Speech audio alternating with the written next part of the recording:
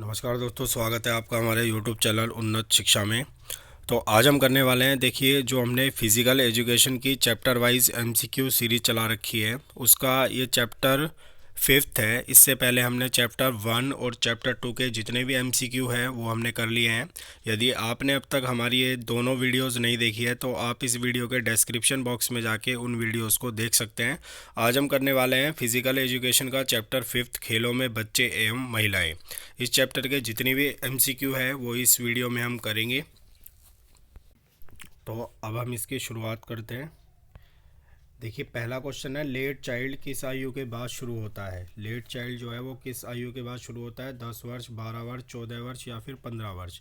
तो जो लेट आयु है वो हमारा कब शुरू होता है? 12 वर्ष के बाद शुरू होता है। आगे चलते हैं, प्रश्न नंबर 2 है, बच्चों की हड्डियों व मांसपेशियों का विकास और वातावरण में बहुत अधिक खेलने की क्षमता कहलाती है। क्या कहा जाता है? यदि बच्चों की हड्डियों व मांसपेशियों का ज़्यादा विकास होता है और वातावरण में वे बहुत अधिक खेलते हैं, पेशी विकास, व्यवहार विकास, मोटर विकास, कौशल विकास, तो इसे कहा जाता है मोटर विकास। ग हमारा सही उत्तर हो जाएगा। आगे चलते हैं, प्रश्न नंबर 3 है, आसन संबंधी विकार जिसमें पैर का कर्व नहीं रहता उसे क्या कहा जाता है? बताइए, उसे क्या कहा जाता है? तो उसे कहा जाता है क्या? समतल पैर। आगे आगे हमारा प्रश्न नंबर 4, प्रारंभिक बचपन किस आयु के बीच के समय को कहा जाता है? प्रारंभिक बचपन 1 से 6 वर्ष, 7 से 12 वर्ष, 1 से 13 वर्ष या फिर 2 से 10 वर्ष। तो देखिए, प्रारंभिक बचपन कहा जाता है 1 से 6 वर्ष की आयु को। आगे चलते हैं, प्रश्न नंबर 5 है हमारा, बच्चों में मोटर विकास को प्रभावित करने वाला कारक है। कौन सा कारक मोटर विकास को प्रभावित करता है? शारीरिक गतिविधि, पर्यावरण, अवसर या फिर उपरोक्त सभी। तो देखिए, शारीरिक गतिविधि भी प्रभावित करती है, पर्यावरण भी प्रभावित करता है, अवसर भी प्रभावित करता है। तो ऑप्शन डी हमारा जो है इसका सही उत्तर हो जाएगा। आगे चलते हैं, प्रश्न नंबर 6 है, एक ऐसी स्थिति जिसमें हमारी रीढ़ बाईं या दाईं तरफ झुक जाती है उसे क्या कहते हैं? जब रीढ़ की हड्डी बाईं तरफ या दाईं तरफ झुक जाती है तो उसे क्या कहा जाता है? उसे कहा जाता है लॉर्डोसिसी। क्या क्या कहा जाता है? लॉर्डोसिसी। नेक्स्ट क्वेश्चन है, मांसपेशियों के विकास से बच्चों को खड़े होने, दौड़ने, चलने में मदद मिलती है उसे कौन सा विकास कहा जाता है? जिससे बच्चे को खड़े होने, दौड़ने में मदद मिलती है। स्थूल गामक विकास, सूक्ष्म गामक विकास, सीखने का गामक कौशल, इनमें से कोई नहीं। तो इसका आंसर है हमारा क्या? उसे कहा जाता है स्थूल गामक विकास, जिससे बच्चे को खड़े होने और दौड़ने में सहायता मिलती है। आगे हमारा, किस अवस्था में बालक का कद और वजन तेजी से बढ़ता है? किस अवस्था में? प्रारंभिक बचपन, शिशावस्था, किशोरावस्था, चाइल्डहुड। तो देखिए, बालक का कद और वजन जो है तेजी से प्रारंभिक बचपन में बढ़ता है। आगे हमारा, खोखली, होली, पीठ वाली असामान्य वक्रता क्या कहलाती है? क्या कहलाती है? अभी मैंने आपको बताया था, उसको कहा जाता है लॉर्डोसिस। आगे हमारा प्रश्न नंबर 10, हाथ व आंख समन्वय का संतुलन विकसित करने के लिए सबसे अच्छी उम्र क्या है? तो ये हमारा हाथ व आंख का समन्वय विकसित करने के लिए सबसे अच्छी उम्र क्या होती है? तो उसे क्या कहा जाता है? प्रारंभिक बचपन को सबसे अच्छा माना जाता है हाथ व आंख का समन्वय विकसित करने के लिए। नेक्स्ट है हमारा, सूक्ष्म मोटर विकास का उदाहरण नहीं है। कौन सा नहीं है? जूते के फीते बांधना उदाहरण है, किताबें के पन्ने पलटना उदाहरण है, खेलने के लिए पेंसिल पकड़ना उदाहरण है, लेकिन पंजे पर चलना जो है हमारा सूक्ष्म मोटर विकास का उदाहरण नहीं है। आगे प्रश्न नंबर 12, हड्डियों के घनत्व में कमी और हड्डी के अनुचित गठन के कारण हड्डियों का कमजोर होना क्या क्या कहलाता है? इसको क्या कहा जाता है? तो देखिए, इसको कहा जाता है ओस्टियोपोरोसिस। क्या कहा जाता है? ओस्टियोपोरोसिस इसको कहा जाता है। तो नेक्स्ट है हमारा, किशोरावस्था में नियमित व्यायाम के कौन कौन से लाभ है? कार्डियो कसन प्रणाली को मजबूत करता है, सही है। मांसपेशियों की ताकत बढ़ती है, सही है। तनाव कम करने में मदद करता है, ये भी हमारा सही है। तो ऑप्शन डी हमारा इसका जो है सही उत्तर हो जाएगा। आगे हमारा प्रश्न नंबर 14 है, खेल व खेलों के मूल सिद्धांतों को सीखने के लिए कौन सी उम्र उपयुक्त है? कौन सी उम्र उपयुक्त है? देखिए, इन सब के लिए जो हमारा बचपन होता है उसको सबसे ज़्यादा उपयुक्त माना जाता है। निम्नलिखित में से कौन सा बच्चे की दैनिक गतिविधि का हिस्सा नहीं होना चाहिए? पार्क में दौड़ना होना चाहिए, दोस्ती के पास जमा होना चाहिए, शारीरिक गतिविधि करना, लंबे समय तक टीवी देखना, ये जो है नहीं होना चाहिए। आगे हमारा प्रश्न नंबर 16, खेलों में महिलाओं की भागीदारी में सुधार किया जा सकता है। कैसे सुधार किया जा सकता है? महिला प्रशिक्षकों की नियुक्ति, बिल्कुल सही है। वित्तीय सहायता देना, बिल्कुल सही है। महिला खेलों का प्रसारण, बिल्कुल सही है। उपरोक्त सभी हो जाएगा। आगे है प्रश्न नंबर 17, भारत में महिलाओं की कम भागीदारी के प्रमुख कारण हैं। शिक्षा का कम होना, बिल्कुल है। मीडिया व दर्शकों की कम भागीदारी, बिल्कुल है। कम शारीरिक शक्ति, बिल्कुल है। तो उपरोक्त सभी हमारा सही उत्तर हो जाएगा। आगे है प्रश्न नंबर 18, निम्न में से कौन सा सही मुद्रा का नियम नहीं है? सही मुद्रा का नियम कौन सा नहीं है? सीधे होकर चलना चाहिए, बिल्कुल सही है। सामने देखकर चलना चाहिए, ठीक है। खड़े या बैठने में पीठ मोड़े, ये हमारा गलत है कि खड़े या बैठने में हमें पीठ को मोड़ना चाहिए। आगे हमारा प्रश्न नंबर 19 है, निम्न में से कौन सी पीठ की विकृति नहीं होती? कौन सी नहीं है? तो देखिए अग्र कुब्जता ये पीठ की विकृति है, स्कोलियोसिस ये भी पीठ की विकृति है, कायफारोसिस ये भी जो है पीठ की विकृति है, यानी कि इनमें से कोई नहीं हमारा सही उत्तर हो जाएगा। आ गया प्रश्न नंबर 20, निम्न में से कौन सी मासिक धर्म अनियमितताएं हैं? कौन सी है? देखिए लेट मनी के ये भी है, मासिक धर्म चक्र की अनुपस्थिति ये भी है, कम मासिक धर्म ये भी है, तो उपरोक्त डी हमारा इसका सही उत्तर हो जाएगा।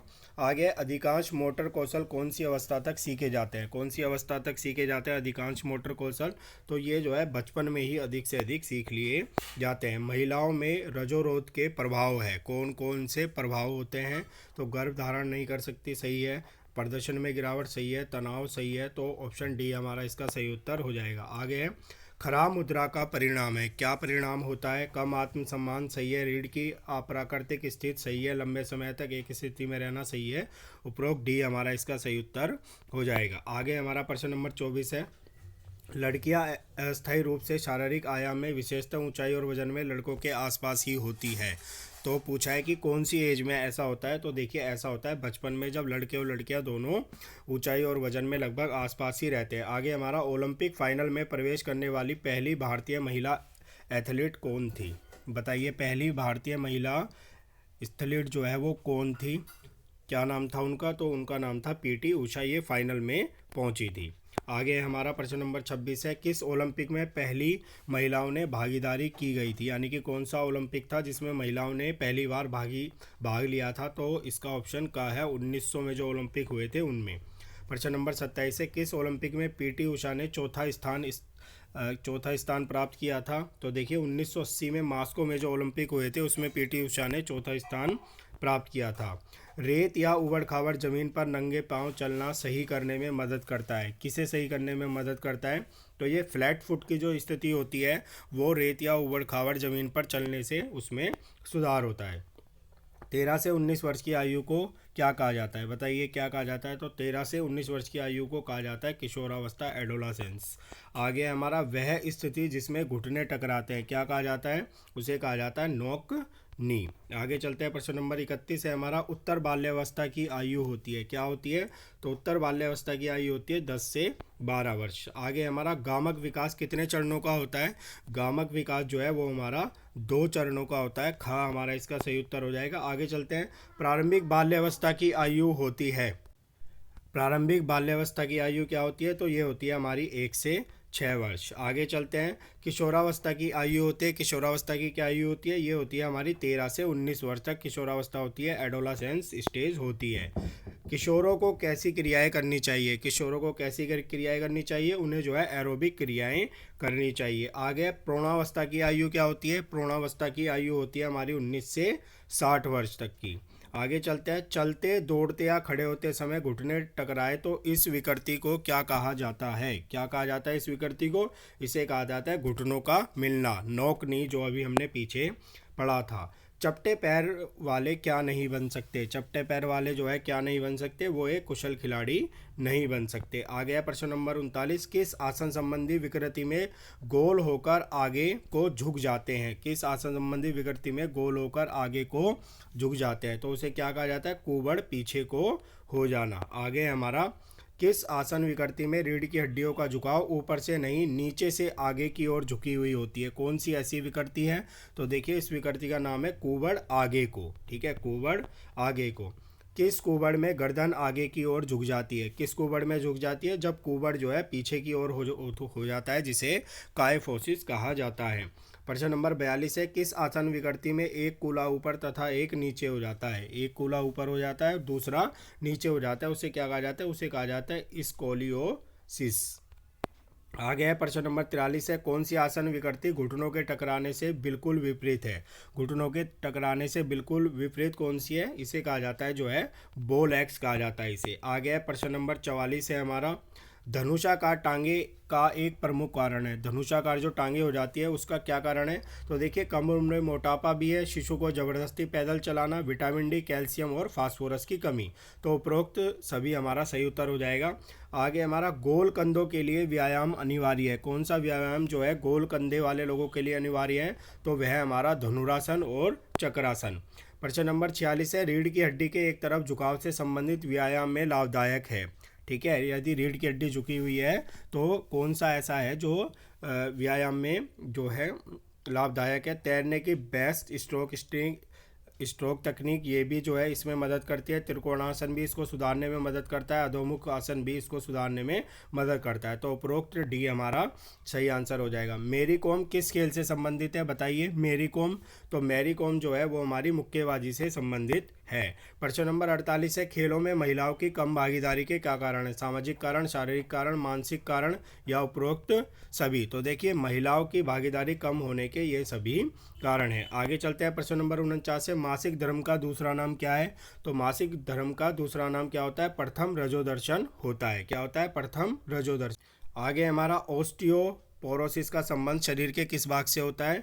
तो इसका संबंध जो है वो हड्डी से होता है। आगे चलते हैं। प्रश्न नंबर 51 है, ओस्टियोपोरोसिस का प्रमुख कारण क्या है? प्रमुख कारण क्या होता है इसका? तो प्रमुख कारण होता है इसका कैल्शियम का अभाव। आगे चलते हैं।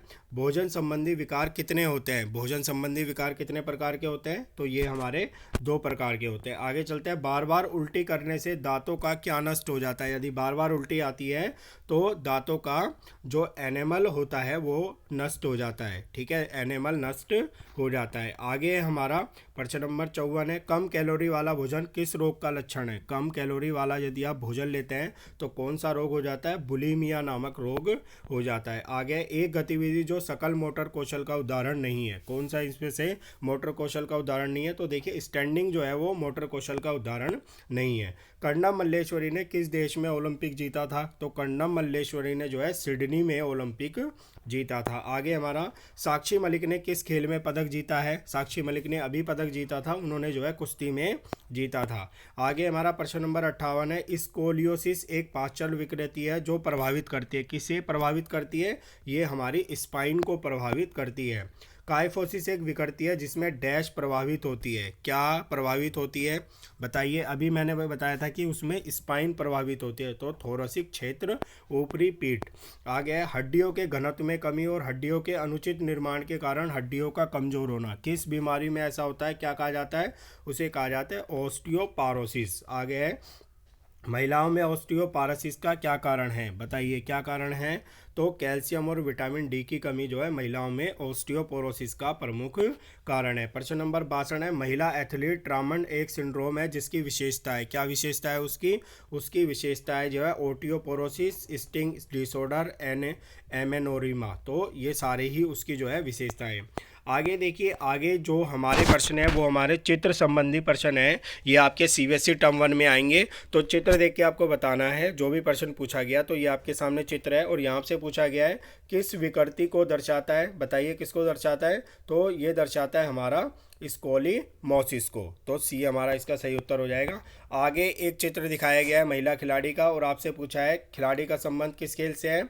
तो देखिए ये मैरी कॉम है और इनका जो संबंध है वो किससे था? मुक्केबाजी यानी कि बॉक्सिंग से था हमारा। ये आपको एक आसन दिखाया गया है और आसन दिखाने के बाद आपसे पूछा गया है निम्न योगासन किस विकृति के लिए लाभदायक है? तो देखिए ये हमारा जो है काइफोरोसिस के लिए लाभदायक है। आगे आपको एक महिला खिलाड़ी की तस्वीर दिखाई गई है और पूछा गया है कि इनका नाम क्या है? तो देखिए इनका नाम क्या है? इनका नाम कर्णम मल्लेश्वरी है।